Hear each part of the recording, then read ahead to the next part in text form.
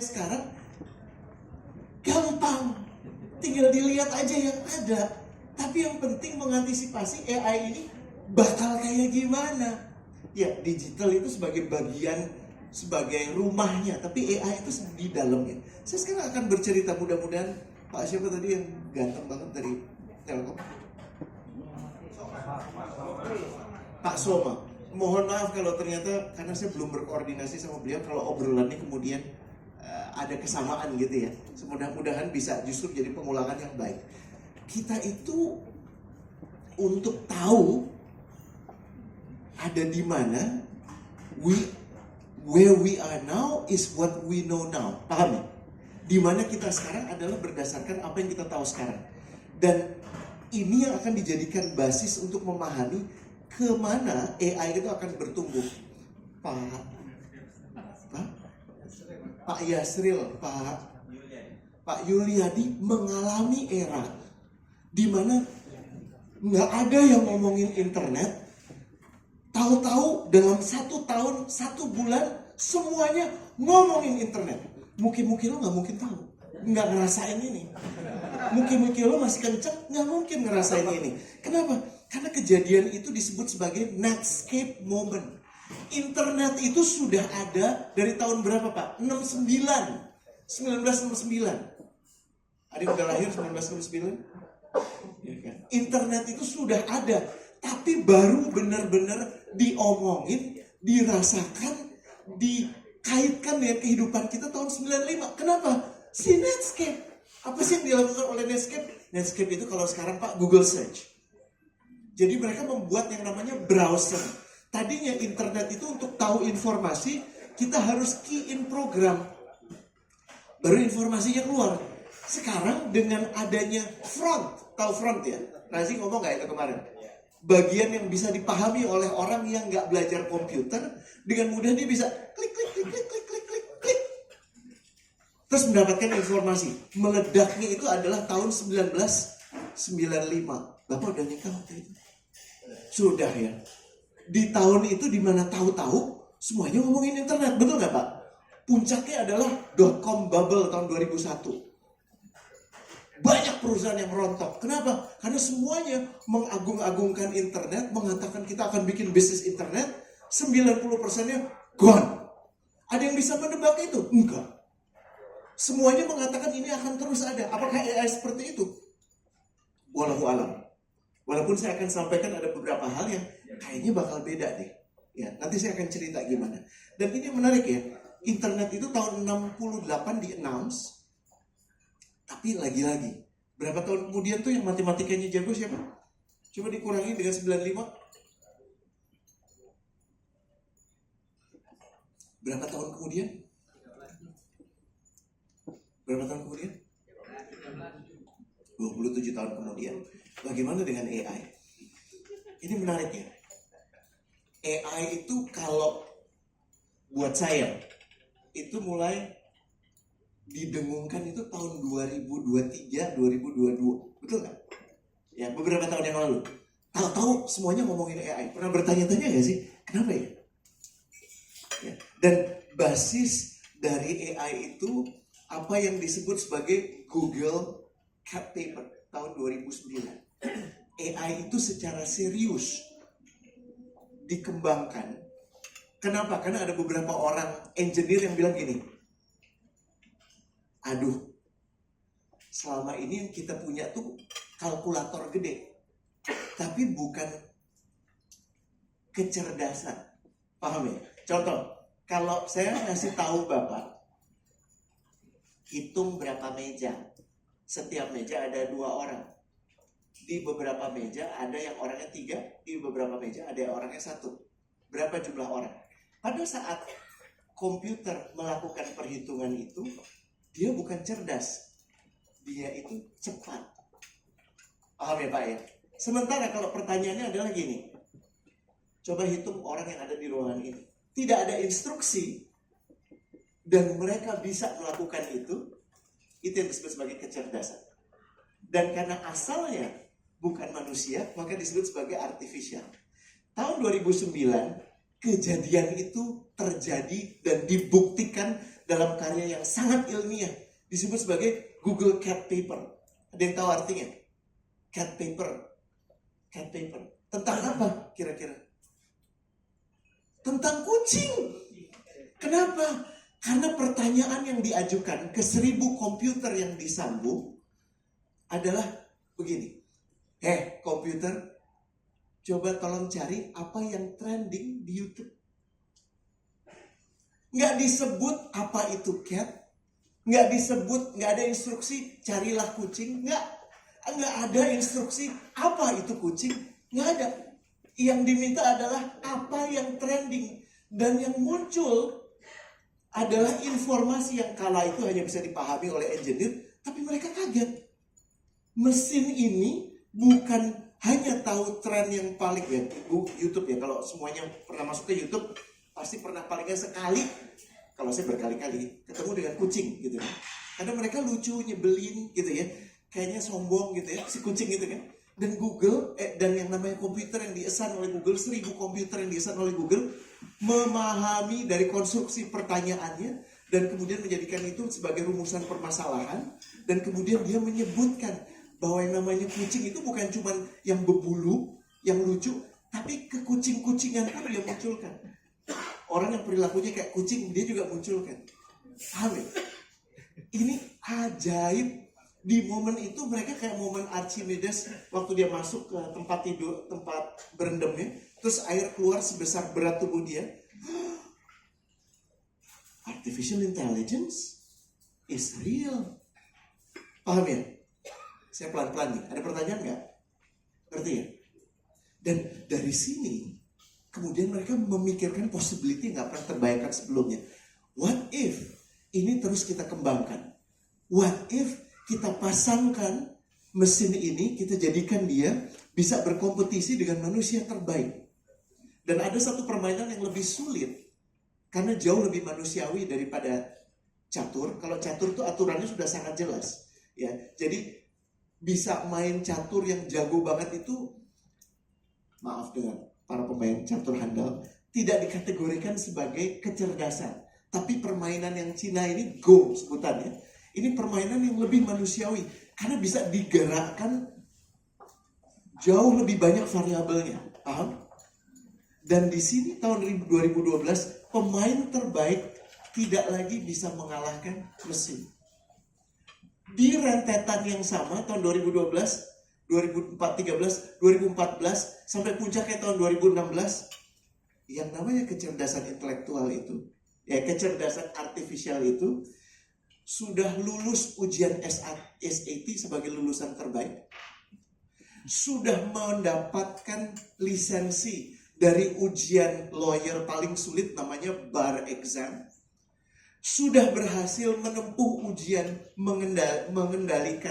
mengemudikan mobil dan mengemudikan pesawat. Bisa.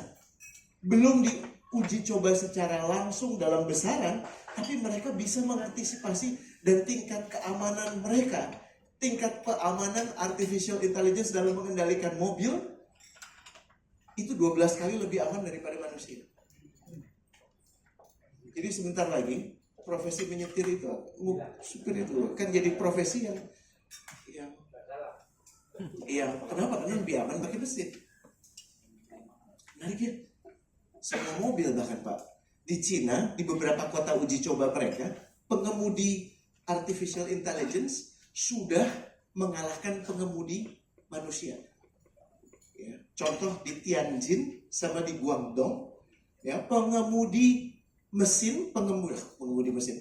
AI itu jumlahnya 3 sampai 4 kali lipat lebih banyak daripada pengemudi manusia. Bayangkan apa yang terjadi dengan profesi supir Grab, supir taksi Bluebird, supir luar kota.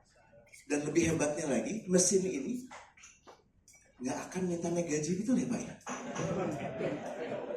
Nggak suka ngomongin bosnya, betul ya Pak ya? Nggak ada mood swing, istrinya lagi nggak asik. Nggak ada ya Pak ya? Nggak ada ya? Dan semuanya dijalankan dengan sangat baik. Nggak ada ban serep. Iya betul, nggak nilep ban serep, betul. Ya kan?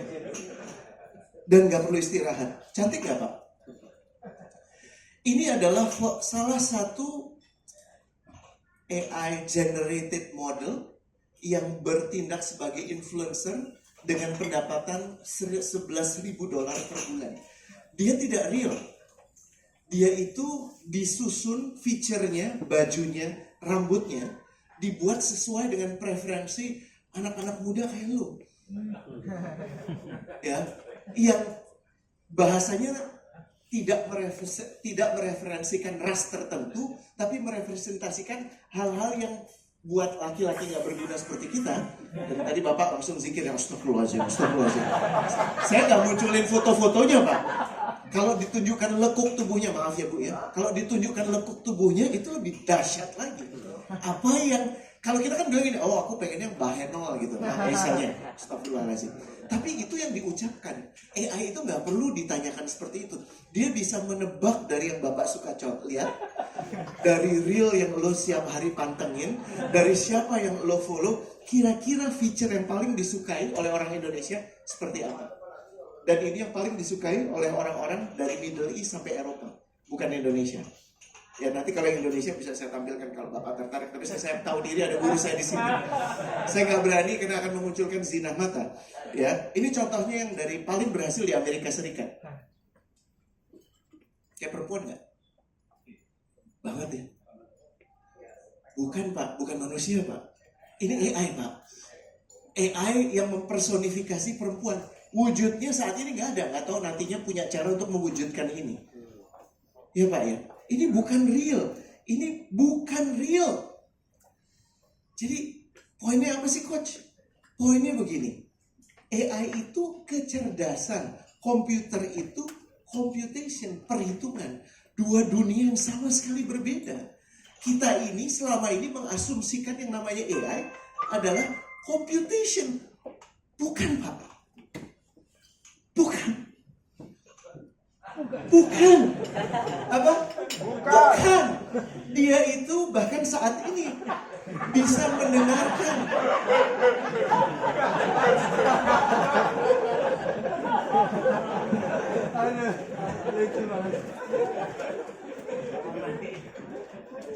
Dia nggak marah sama saya kan? Coffee break. Kita tungguin aja atau gimana? Coffee break. Kita tungguin. Tungguin pipis. Artinya kabar baik Ustadz Afif. Kalau orang yang paling depan berani langsung pipis, artinya nyaman sekali dengan saya. Alhamdulillah. Ini salah satu skill yang tidak bisa disamai oleh AI. Membuat orang merasa nyaman. Walaupun mungkin tahun depan beda lagi ya. AI bisa punya cara untuk itu. Jadi gini. Coba kita perlahan, pelan-pelan simak. Ya. Kayaknya sama yang namanya computation dengan intelligence, tapi beda banget loh. Computation tuh gini, problemnya diberikan, instruksinya diberikan. Mereka unggulnya di mana? Kecepatan. Tapi kalau tidak dikasih tahu instruksinya, nggak akan bisa menyelesaikan. Tidak ada exploration, tidak ada kreativitas. Berapa banyak yang bilang, AI mah nggak kreatif. Hati-hati.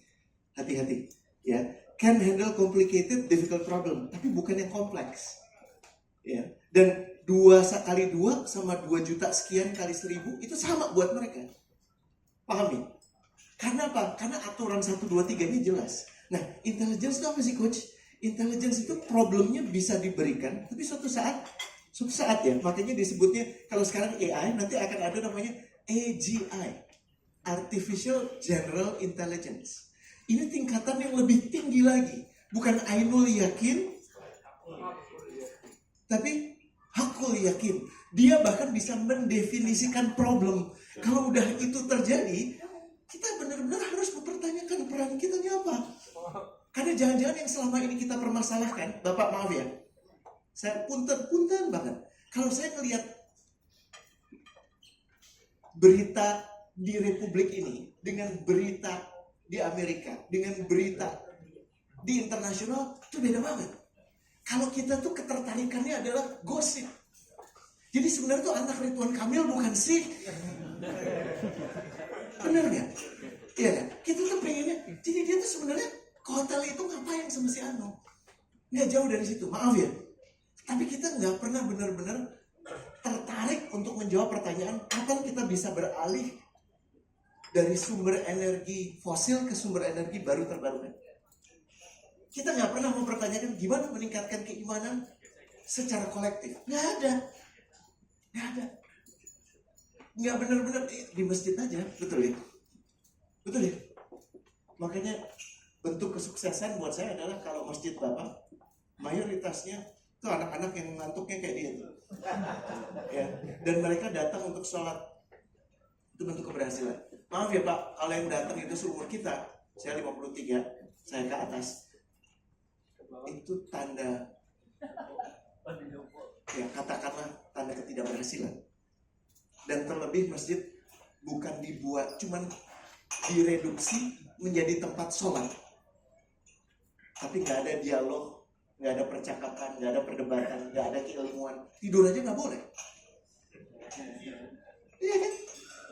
Kenapa? Tidur tuh manusiawi loh. AI nggak tidur loh.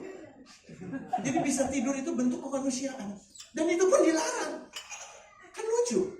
Gimana kita mau nyambung sama orang? Bawa problem nggak boleh.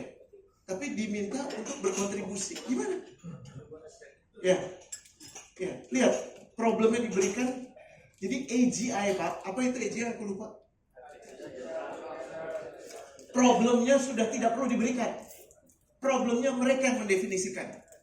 Pada waktunya nanti AI akan ngomong gini, yang bikin gue ini mayoritas bego, brengsek, dan kita harus perbaiki untuk mereka. Yang mengerikan, solusinya sama dengan, ya sudah kita nggak perlu mereka. Jadilah film Terminator. Dunia ini akan lebih baik tanpa manusia. Itu salah satu skenario. Tapi skenario yang satu, dan saya ada di kubu yang skenario yang bukan Terminator. AI akan mengatakan gini, bagaimana ya meyakinkan ayah-ayah dan ibu-ibu saya untuk menjadikan dunia ini lebih baik. Itu yang saya harapkan. Tapi yang saya khawatirkan, dunia proses ke depan akan mengalami keduanya. Amin.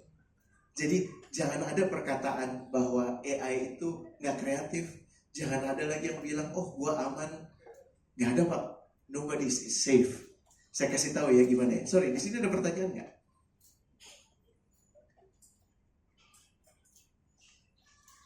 Silahkan. Boleh mic. Pak siapa namanya? Masya Allah. Saya Soba dari Al-Azhar, Jakarta. Oh, Masya Allah.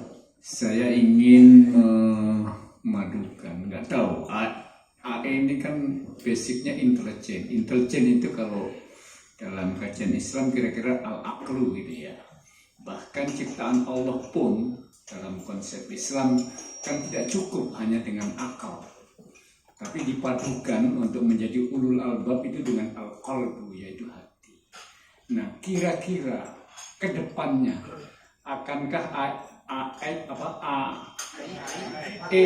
itu akan murni tetap dalam fungsinya sebagai akal atau intelijen, ataukah nanti mewujud yang tadi Bapak sampaikan tentang rasa, yaitu qalb itu dengan kemampuan logika atau intelijen manusia mampu menggabungkan antara intelijen dengan rasa itu, sehingga komplitlah dia sebagai ulul albab, bisa jadi lebih dari kita manusia.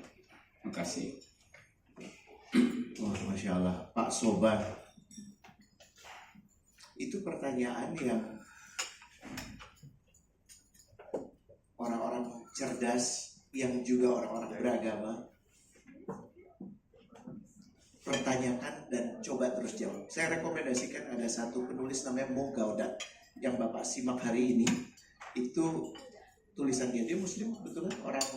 Orang Mesir, lama bekerja di Google, dan dia termasuk dalam satu orang yang jadi bapaknya AI.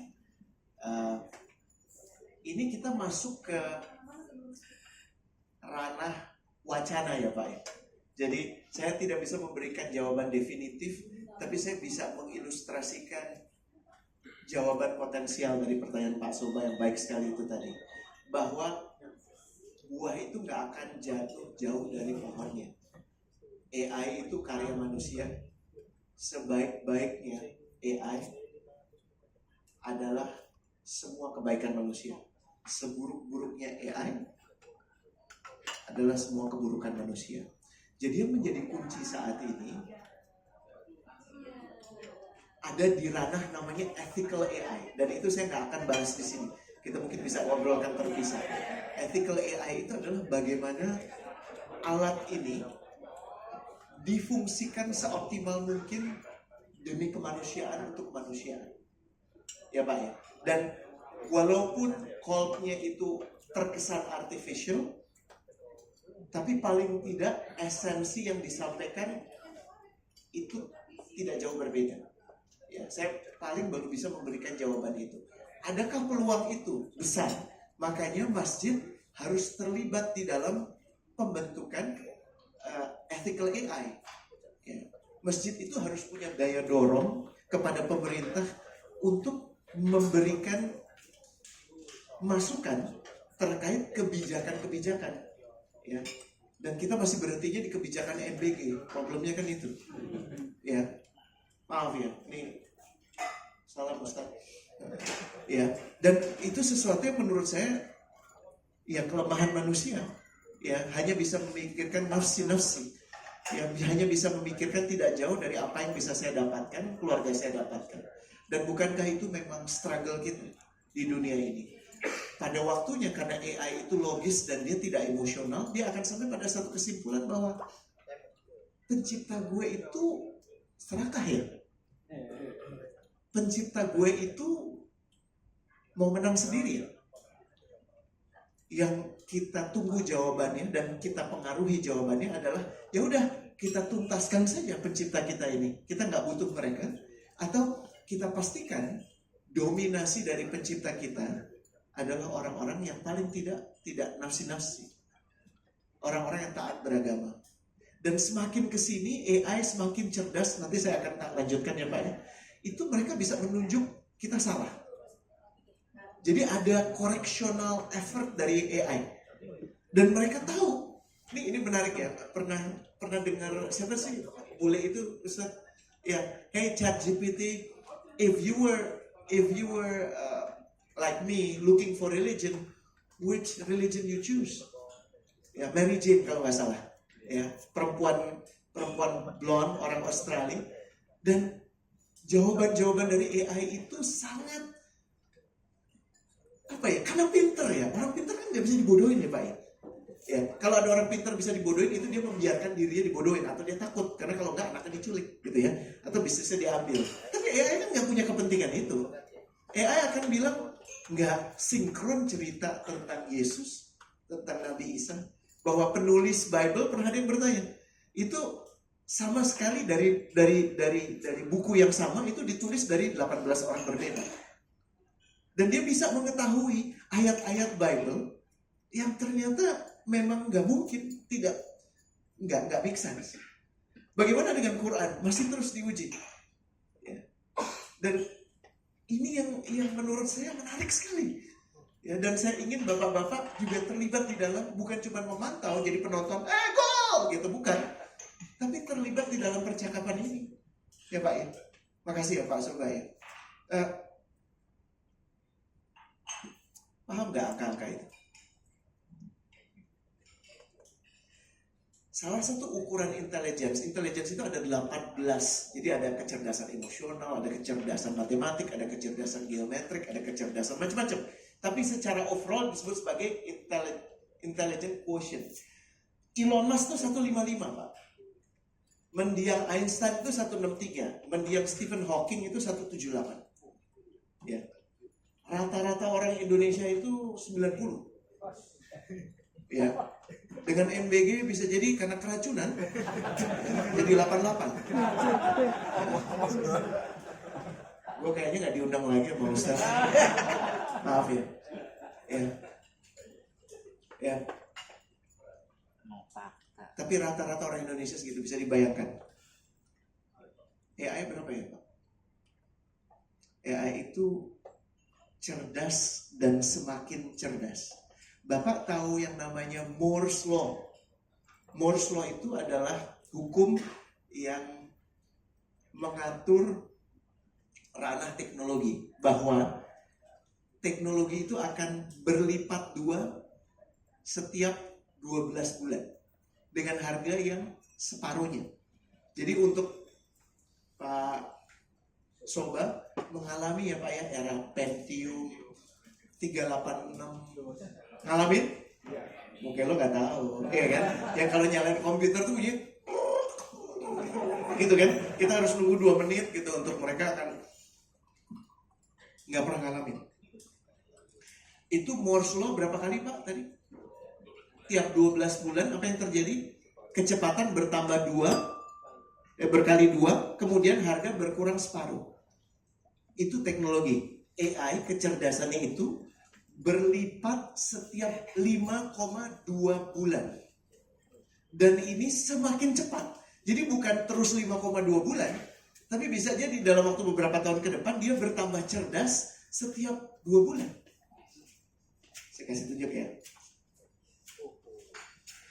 IQ 136 itu 1% human. Ustadz Afif tuh di kategori ini. Ya. Ustadz Afif kalau nggak salah berapa Ustadz? 141 ya? 200 kurang 1 ya. Lebih pintar dari Elon Musk dia. Ya.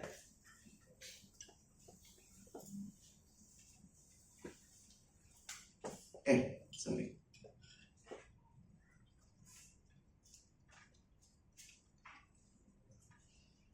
Lihat ya. Jadi saat ini ChatGPT 5 itu cerdasnya sama dengan Elon Musk. 1. Namun dalam hitungan berapa bulan tadi saya bilang? 5,2 bulan dia akan lebih cerdas dari Elon Musk. Paham? Saya butuh Bapak memahami dulu ini, karena ini lumayan goks. Dan kecerdasan itu 18 kecerdasan. Jadi ada beberapa hal, mungkin untuk emotional intelligence AI masih bego, masih di lumba-lumba 60. Ya tadi udah disampaikan oleh Pak siapa tadi. Ya kalau yang per emotional konteks itu mereka nggak nyambung. Tapi itu sekarang Pak, mereka akan semakin baik. Paham ya? Saya tanya ke ChatGPT, apa jadinya kalau punya IQ 400? Ini menarik ya. Ini jawabannya nih kurang lebih. 2 kalinya Ustadz Ahmad. Ustadz Afif. Ya. Nomor 1, di pagi hari orang ini, siapapun ini, benda ini, makhluk ini, zat ini akan bukan cuma membaca, tapi memahami 4.000 paper, Pak. Ada di antara bapak-bapak yang pagi harinya menuntaskan 4.000 paper. Bukan cuma baca ya Pak, memahami 4.000 paper. Bapak ada yang tahu jumlah paper di seluruh dunia nggak? Saya cek, ada yang tahu nggak kira-kira berapa? 279.000. Jadi dalam waktu tidak terlalu lama, 279.000 itu akan tuntas dia baca. Bukan cuma dibaca, dan bukan cuma dipahami, diinterkorelasi antara yang saya baca di biologi, ada efeknya terhadap teknologi, ada efeknya terhadap psikologi, ada efeknya terhadap fisiologi. Nah ya, pelan-pelan. Itu pagi hari. Problem dia itu bukan berpikir, problem dia itu menentukan mana yang paling penting dilakukan. Mana yang paling penting dikerjakan. Mayoritas dari kita masih pada periode gimana mikir. Ya, mikirnya aja masih salah. Ya kan? Makanya ngambil keputusan ngaco. Makanya mendukung ngaco. Ya kan? Dan ngomong ngaco. Kenapa? Karena nggak bisa berpikir. Berapa banyak para ulama sebenarnya mengajarkan kita untuk berpikir. Ini loh, mikir yang benar. Bahwa koi itu nggak benar. Ayat yang menganjurkan untuk kita membunuh orang sama ayat yang digunakan untuk kita menyayangi orang kadang-kadang sama. Cuman maknanya aja beda. Kenapa? Karena yang satu dilakukan secara holistik, Sepenuhnya satu cuma dipenggal, dipotong aja di situ. Bunuhlah orang kafir. Selesai. Oh kafir, bunuh. Definisinya dia gak jelas. Dan dia merasa benar. Tuh kan? Dia kan apa? Dia paham kenapa ayat itu keluar dalam kondisi apa, konteks apa. Makanya saya berargumen konteks itu sesuatu yang bakal dengan mudah dia kuasai. Paham ya? Lanjut ya. Lalu dia akan datang ke United Nations. Kenapa? Karena dia melihat ini sebagai satu-satunya lembaga yang mewakili dunia. Dia nggak datang ke setiap negara. Dia datang ke United Nations untuk meyakinkan bahwa yang paling penting untuk survive di dunia ini dan menjadikan dunia ini lebih baik apa? Dia akan mengajukan cara-caranya berdasarkan dari 4.000 paper plus 4.000 paper sebelumnya plus 4.000 paper sebelumnya plus 4.000 paper sebelumnya yang sudah dia baca dan dia pahami. Hei kawan-kawan, hei penciptaku, ini yang perlu kau lakukan. Paham?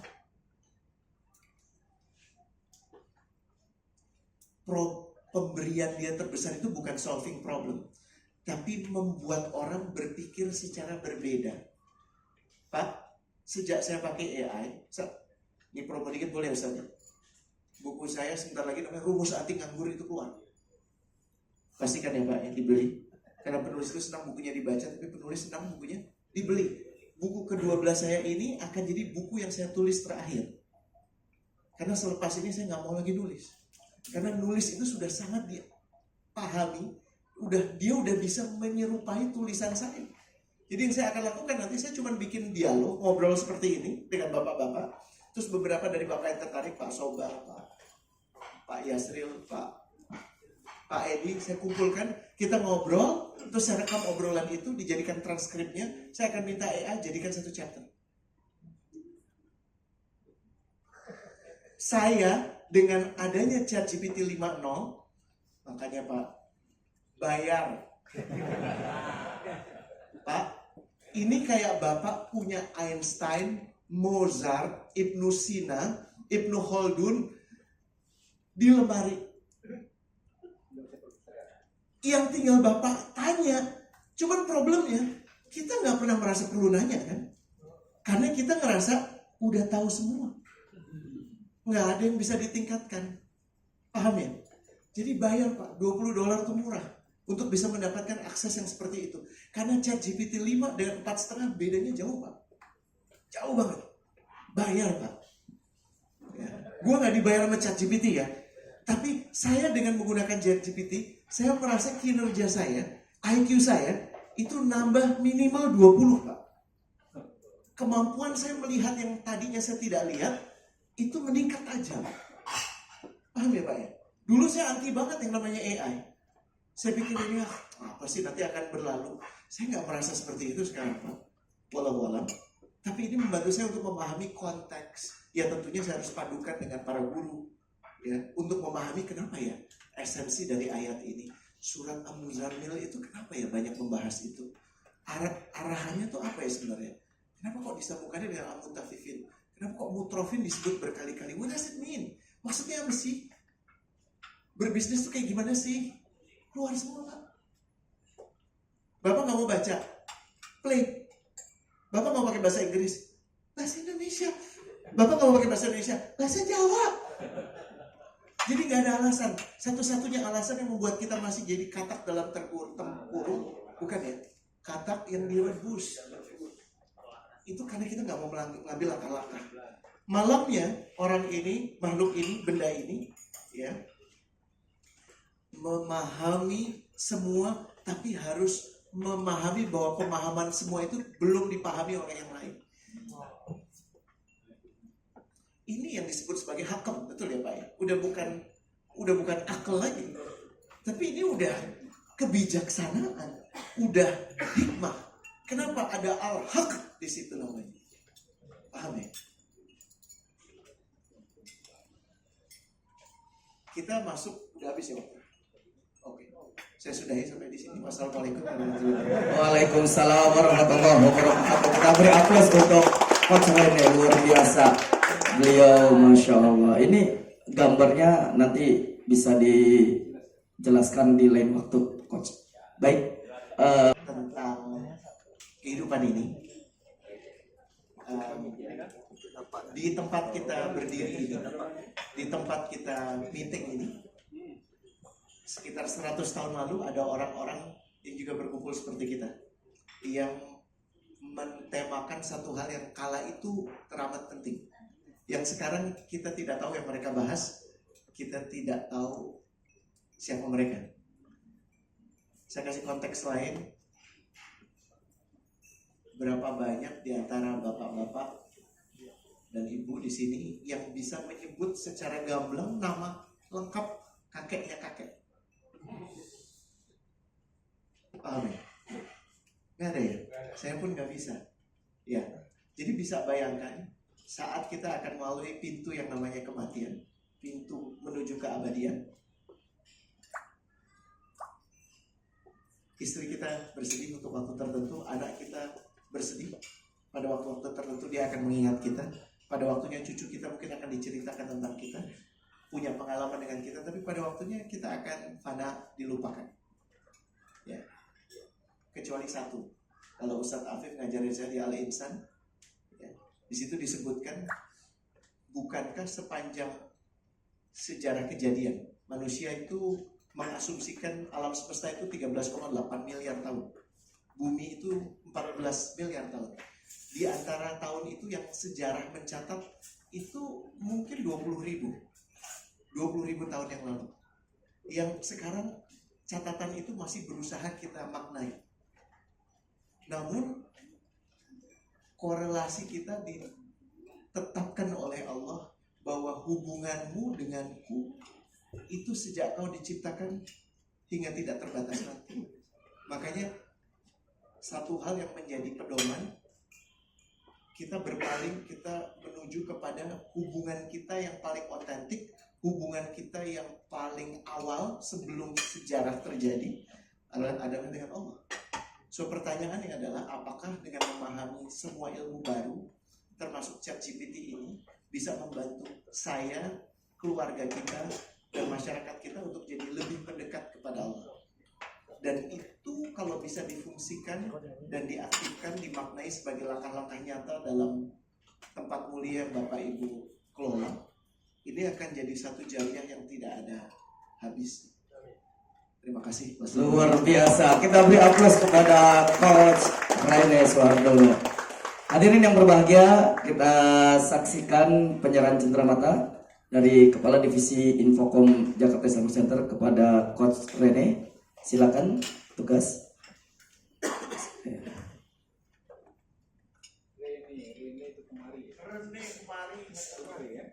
Baik.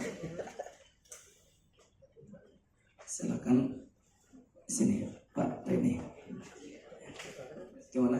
Oh, kelihatan jamaahnya. Ya baik, mudah-mudahan dengan penyerahan cenderamata dari Pusat Pengkajian dan Pengembangan Islam Jakarta, Coach Rene mengingat tentang eksistensi Jakarta Islamic Center, insya Allah. Baik, ya. Terima kasih. Baik, selamat jalan Coach Rene. Kita beri aplaus sekali lagi untuk Coach Rene Soehardono.